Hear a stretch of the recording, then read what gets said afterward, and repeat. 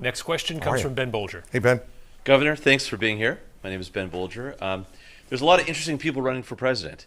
What is something that you can do that's unique that only you could do and no one else could do if they were elected president? If elected? Yes. It reminds me of the late 70s, Ben. In the late 70s, you had a country where we had an energy crisis, we had runaway inflation, bad unemployment. We had the Soviets in Afghanistan, hostages in Iran, and an Olympic boycott. And the country felt dispirited, and we had a president then, and President Carter, who told us it was our fault. We had a malaise over us. And what we did at that point was turn to a Republican conservative from a blue state. And the reason why Ronald Reagan was so effective on the big problems of this country was because he was unafraid to negotiate and compromise with the other side to get things done. He worked on immigration and got a good immigration solution back in the 80s.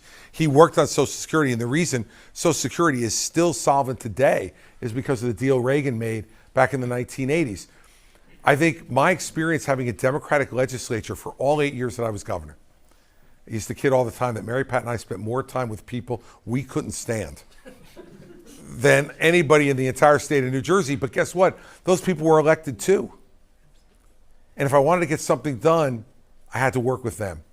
I take the philosophy that it's a lot harder to hate up close. And that the president needs to once again engage personally with the Congress and work with both sides to say, how can we get to compromise and accomplishment? And that's something that Ron DeSantis had no experience in Florida, dealing with a rubber stamp Republican legislature.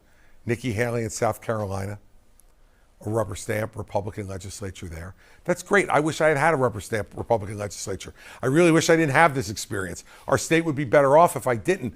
But when preparing for the presidency, this is an enormous asset that other candidates in this race don't have, let alone the candidates who have never run anything. And so we need, once again, we've had presidents, now think about it, going back, Barack Obama, one term in the US Senate, never run a thing in his life. We saw the results. Donald Trump ran a family business. Remember, the Trump organization is about 50, 60 employees if you don't count every cocktail waitress and greenskeeper, okay? It's small. He had no experience running anything like the federal government. And Joe Biden spent 40 years in the United States Senate and 8 years as vice president. He didn't run anything there either. We need to have a president again who has run things under difficult, adverse circumstances. And for a Republican, if you're looking for difficult and adverse, come to New Jersey.